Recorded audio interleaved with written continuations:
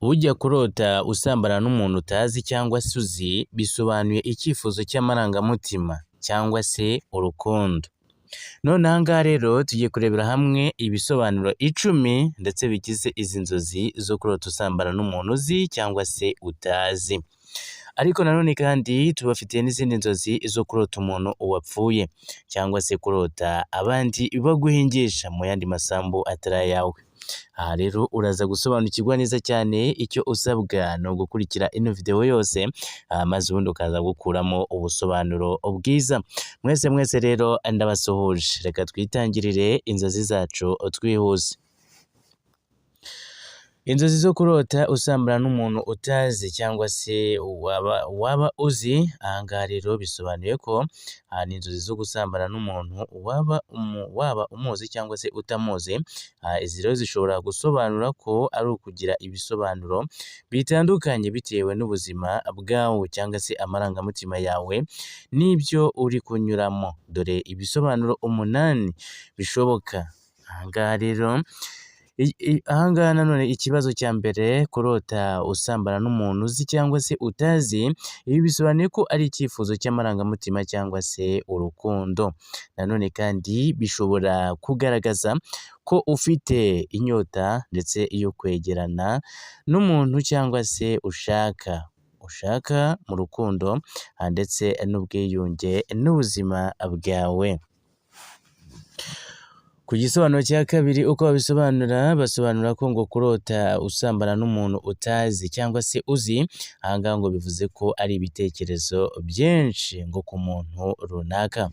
Aha ngaha ngo niba urota umuntu uzi, bishobora kuvuga ko aha ngaha ngo uwo muntu ari mu bitekerezo byawe cyane, si ngombwa ko ndetse ngo ari mu buryo bw'urukundo. Nanone kandi ku gisobanuro cya gatatu, aha ngaha bisobanuye ko kurota usambana n'umuntu uzi cyangwa se utazi bisobanuye ko ari amarangamutima adasohoka, ndetse kandi ikindi izo nzozi zishobora kuba zerekana amarangamutima ndetse wifitemo utigeze ugaragaza cyangwa se kuvuga. Igisobanuro cya kane handitse ngo aha ngaha handitse ngo kurota usambana n'umuntu uzi cyangwa se utazi, aha ngaha bivuze ko ari ukwifuza impinduka mu buzima.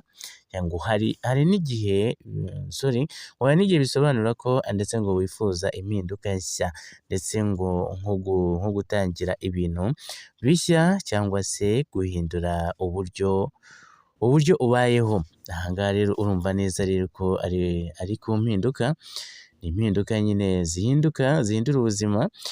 Ku gisobanuro cya gatanu handitse ko ngo kurota usambana n'umuntu uzi cyangwa se utazi, handitseho ngo ko ari ugushaka kumenya cyangwa se ndetse kwiyongera kw'icyizere.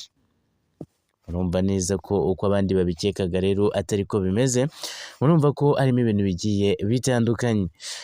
Aha ngaha nanone ngo bishobora kuba ikimenyetso ndetse ngo cyo kwiyongera kw'icyizere muri wowe, ngo cyangwa se kumva ushaka kwitabwaho. Ku gisobanuro cya gatandatu handitse ngo kurota usambana n'umuntu utazi cyangwa se uzi, ibi byose bisobanuye stress cyangwa se ibitekerezo byinshi. Iyo ufite imihangayiko cyangwa se utekereza byinshi, ubwonko bushobora ndetse ngo kubigaragaza mu nzozi ndetse zidasanzwe nk'izi. Nanone kandi kuri step ya 7, ku gisobanuro cya 7 handitse ngo kurota usambana n'umuntu utazi cyangwa se uzi, igisobanuro cyabyo ni ugutekereza ku mibanire cyangwa se aribyo bita relationship. Ibi byose rero ngo bishobora kwerekana ko ndetse ngo wumva umubano wawe bishobora gusobanura ko umubano wawe uri waba wishimye cyangwa se hari ibyo wifuza guhindura. Mwumva neza yuko rero aha ngaha ari ku mibanire cyane bishobora gutuma utekereza cyane ibyo ushobora guhinduramo mu gihe kandi waba wishimye. Aha nanone kandi ku gisobanuro cya munani ari nacyo cya nyuma, aha ngaha bisobanuye ko kurota utera akabariro n'umuntu utazi, usambana n'umuntu utazi cyangwa se uzi, aha ngaha bivuze ko ngo hari igihe inzozi ndetse ngo bisobanuye ko nta bisobanuro byimbitse. Aha ngaha ngo bisobanuye ko hari igisobanuro inzozi ziba ndetse ari ibisanzwe ngo by'ubwonko nta butumwa ndetse ngo bwihariye zifite, ngo cyane cyane iyo wigeze kubona cyangwa se gutekereza ibintu bifitanye isano mbere yo gusinzira.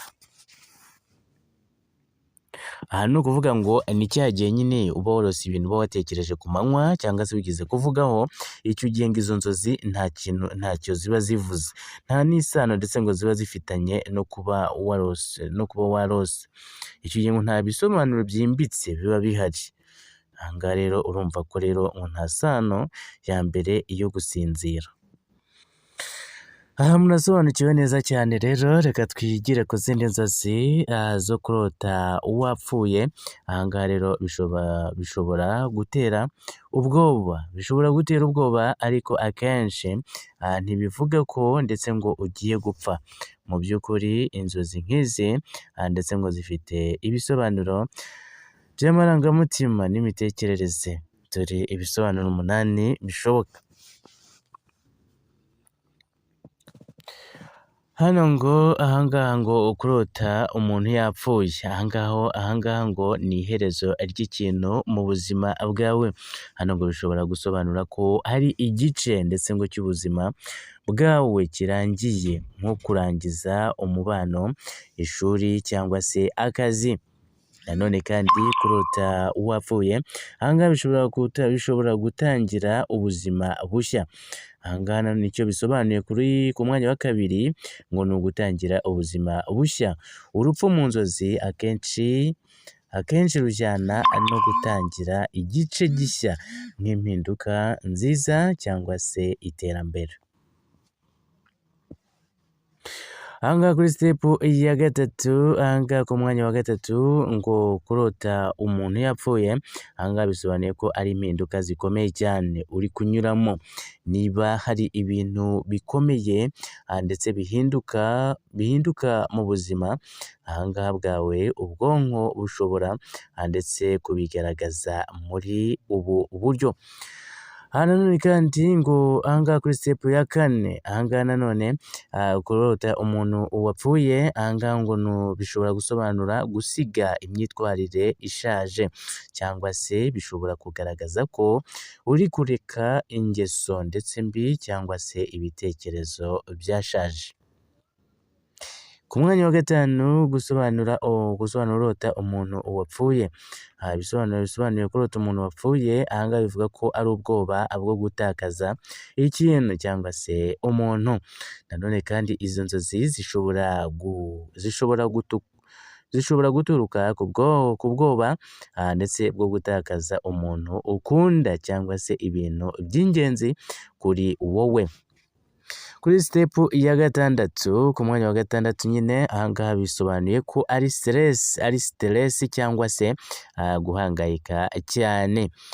Iyo umuntu afite imihangayiko myinshi, inzozi zikomeye nk'izi zishobora kugaragara. Nanone kandi ku mwanya wa karindwi, kwitekerezaho no kwisuzuma, aha ngaha bishobora kuba uburyo ndetse bwo kwitekerezaho no gusuzuma aho ugeze mu buzima. Nanone kandi hano ngo ku mwanya wa 8 ari nawo wa nyuma, aha ngaha ngo nta busobanuro bwihariye. Aha ngaha ngo bishobora kuvuga ko hari igihe biba ari ibisanzwe by'ubwonko ndetse ngo butunganya ibyo wabonye cyangwa se watekereje ku manywa. Ariko niba izi nzozi zigaruka kenshi cyangwa se zigutera ubwoba, kuganira n'umuntu wizera nko mu muryango cyangwa se inshuti bishobora kugufasha kurushaho kumva neza icyo zishobora kuvuga. Reka twikomereze n'izindi nzozi zacu, kurota baguhingisha mu masambu atari ayawe, nabyo bifite ubusobanuro bushobora ndetse bishobora gutandukana bitewe n'ubuzima bwawe n'uko wiyumvaga muri iyo nzozi. Dore ibisobanuro birindwi by'ukuri. Aha ngaha rero kurota baguhingisha, aha ngaha bisobanura ko ari ugukorera abandi cyane. Nanone kandi ngo bishobora kugaragaza ko uri gukora imbaraga nyinshi ku nyungu ndetse uri gukoresha imbaraga nyinshi ku nyungu z'abandi kurusha izawe. Ku mwanya wa kabiri nanone kandi ngo bisobanuye ko kurota baguhingisha bisobanuye ko ari ukumva utagenzura ubuzima bwawe. Izo nzozi kandi zishobora kuvuga ko ndetse ngo wumva hari abandi bagutegeka cyangwa se bagufatira ibyemezo. Ku mwanya wa gatatu, kurota abandi baguhingisha bisobanuye ko inshingano zawe utazishimiye. Bishobora kuba ikimenyetso ndetse cy'uko ufite inshingano wahawe ndetse utishimiye cyangwa se utifuza. Ku mwanya wa kane nanone kandi kurota abandi baguhingisha bisobanuye ko ari ugukoresha imbaraga ahatariho.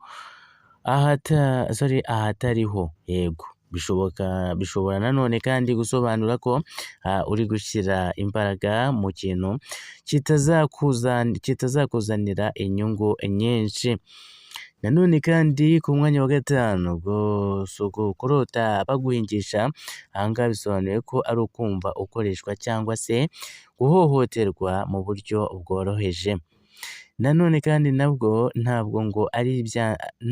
ari ibyanze bikunze, ahubwo ihohoterwa rikomeye. Ariko nanone kandi bishobora kuba wumva ukoreshwa mu buryo budakwiye. Ku mwanya wa gatandatu, kurota baguhingisha nanone bisobanuye ko ari icyifuzo cyo kwigenga. Izi nzozi kandi zishobora kugaragaza ko wifuza kugira ubwisanzure ndetse n'ubuzima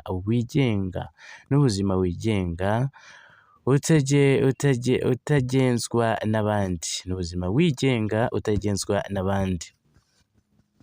Ku mwanya wa karindwi nawo wa nyuma, aha ngaha izi nzozi zo kurota baguhingisha, aha ngaha bivuze ko ari isomo ryo kwihangana ndetse no gukora cyane.